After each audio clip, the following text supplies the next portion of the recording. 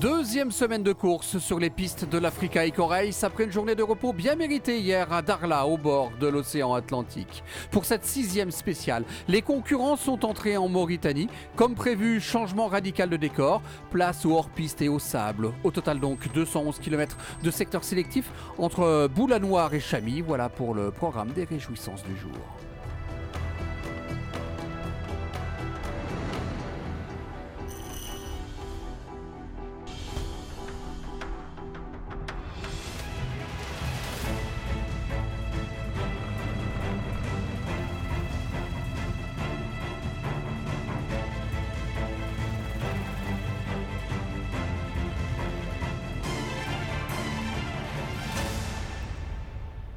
Et sur deux roues, c'est allé vite, très vite, à plus de 110 km/h sur les pistes mauritaniennes, balayées par le vent. Agadsi prend la 5e place du jour. Et finalement, pour lui, le plus difficile fut de se lever à 3 h du matin afin d'effectuer tranquillement la liaison entre Darla et le départ de la spéciale en Mauritanie. Cette étape balayée par le vent et noyée sous le soleil a souri au Russe Agoshkov. It was very interesting, nous a-t-il confié à son arrivée. C'est allé très vite, c'était une super étape qu'il boucle à la 4e place. Même son de cloche chez Palander Sulvalseter, le double vainqueur de l'épreuve, était enchanté de retrouver ce pays qu'il affectionne tout particulièrement. Il finit 3e ce lundi, mais on le sait, il ne court plus pour la gagne. Il garde néanmoins son humour pince sans rire à la veille d'une étape marathon. J'espère que les deux prochaines spéciales seront tellement difficiles que personne ne pourra finir. Juste devant le Valsetter, sur le podium du jour, on retrouve Paolo Cecchi. L'Italien a trouvé des similitudes avec l'étape de l'an dernier. Aujourd'hui, il n'a pris aucun risque, mais il sait que c'est demain et après-demain que le rallye peut se perdre ou se gagner. On va devoir faire très attention. Il faudra bien rouler, sans forcer la moto, sans faire d'erreur, sans tomber. Donc il faudra faire très attention. Le plus rapide du jour fut cet homme, Luis Oliveira. Il signe le scratch en 1 h 50 minutes et 26 secondes. Il s'agit de sa première victoire sur ce rallye pour son premier Africa Eco Race à 25 ans. Un bel avenir pour le talentueux portugais, mais qui a encore tout à apprendre du désert. C'était ma toute première étape en Mauritanie. J'ai un peu ouvert la piste en fin de spéciale après avoir doublé les deux premiers. Ensuite, je suis resté derrière. C'était plutôt tranquille, plutôt facile. La dernière petite section de dune, je l'ai passée sans problème. Ce n'était pas franchement difficile pour moi aujourd'hui. Então optei por vir com mais segurança hoje e é mais dia concluído e estamos de parabéns. Un coup d'œil donc sur le classement de cette 6e spéciale avec la première victoire de Luis Oliveira. Il s'impose avec 2 minutes et 12 secondes d'avance sur Cecchi et 4,14 sur Rudvalseter. Suivent Agoshkov, Agatsi et le Norvégien Elmersen. Au général, Cecchi reste leader avec toujours une confortable avance de 56 minutes et 48 secondes sur Oliveira. Rui Oliveira est 3e, Martin Benko 4e, Henrik Ram 6e.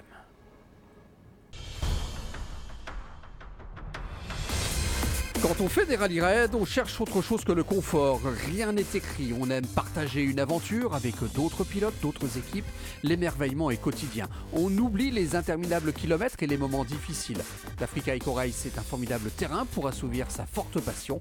Et certains ont décidé de l'assouvir à bord des SSV, ces drôles d'engins très légers, très maniables et très agréables à piloter dans le sable et dans les dunes.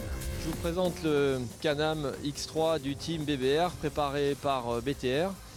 Donc c'est une marque Can-Am, un véhicule canadien qui a été préparé spécifiquement pour le rallye raid. Les plus grosses modifications sont au niveau du châssis pour homologuer le véhicule. Donc le véhicule a un châssis FFSA. On a également pris soin de changer les amortisseurs qui sont des amortisseurs LK canadiens. Toute la carrosserie a été refaite en carbone. Le secret un petit peu de ces véhicules sont des véhicules performants et légers.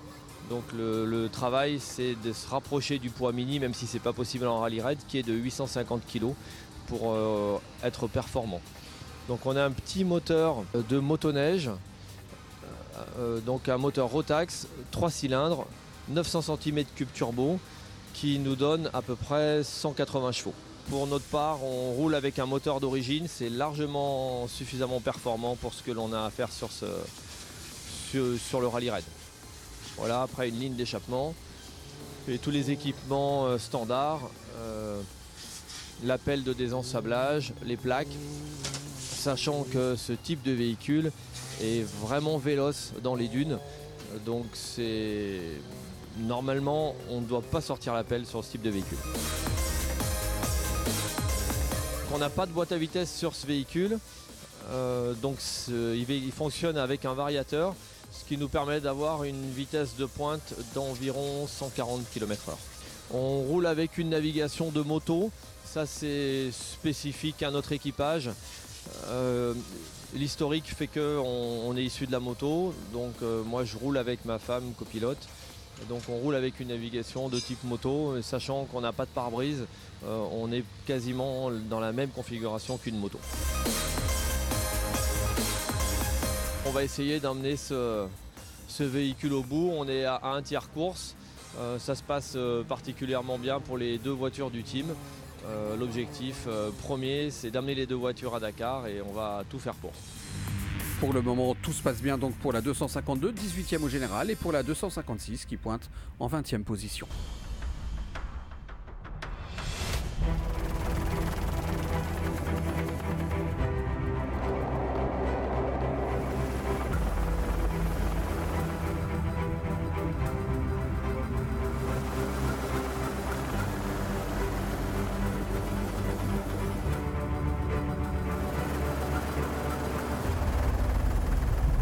Et justement, dans cette catégorie SSV, la victoire du jour revient à la 256, celle de Vincent Guindani, qui s'est éclaté au volant de son Can-Am X3.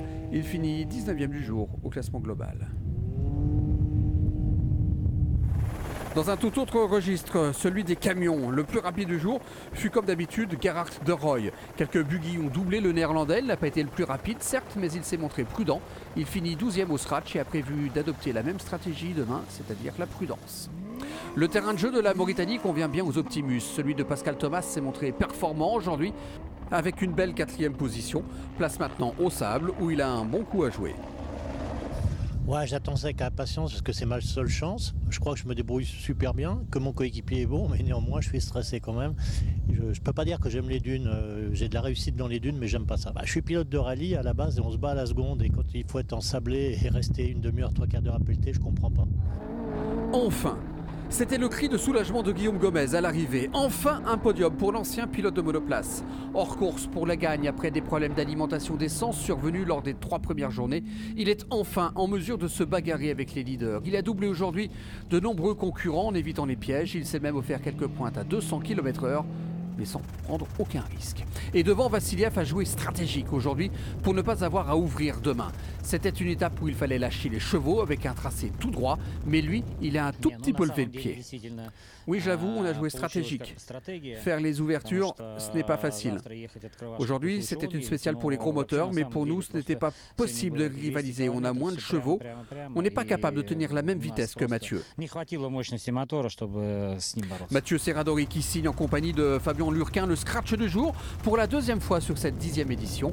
Avec une vitesse moyenne de 144 km/h, l'équipage franco-belge a montré qu'il en avait sous le capot.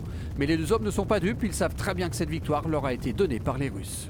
Je ne sais pas si c'est une bonne opération, mais on n'avait pas trop le choix que de rouler. Je pense que Vladimir en a gardé un petit peu en début de spécial. Bon, c'est normal, c'est le jeu, il a de l'avance, donc il est dans sa stratégie. Nous, on est obligé de rouler et tant pis, parce qu'on sera obligé de toute façon d'ouvrir la piste si on veut gagner ce rallye et aller chercher les grosses dunes.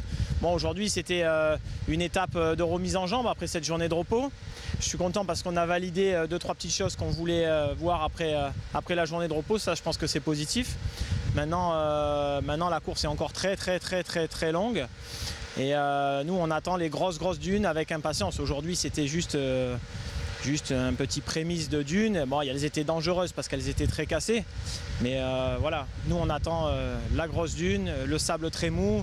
Et plus ça sera difficile et plus peut-être un ou l'autre arrivera à tirer l'épingle du jeu.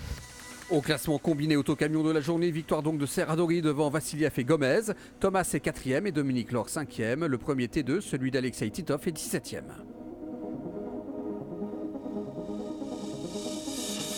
Au général, pas de changement. Serradori reprend 2 minutes à Vassiliev, toujours leader. Le camion de De Roy est 5e. À noter 3 Optimus dans les 6 premiers, ceux de Thomas, Vautier et Girard. Au programme demain, une nouveauté sur l'Africa Eco Race. Pour la première fois depuis 10 éditions, une étape marathon baptisée 500 miles attend les concurrents. Cela signifie qu'en sortie de spéciale, une spéciale de 486 km autour du bivouac de Chamy, eh bien les véhicules rejoindront un parc fermé sans que les mécaniciens ne puissent intervenir.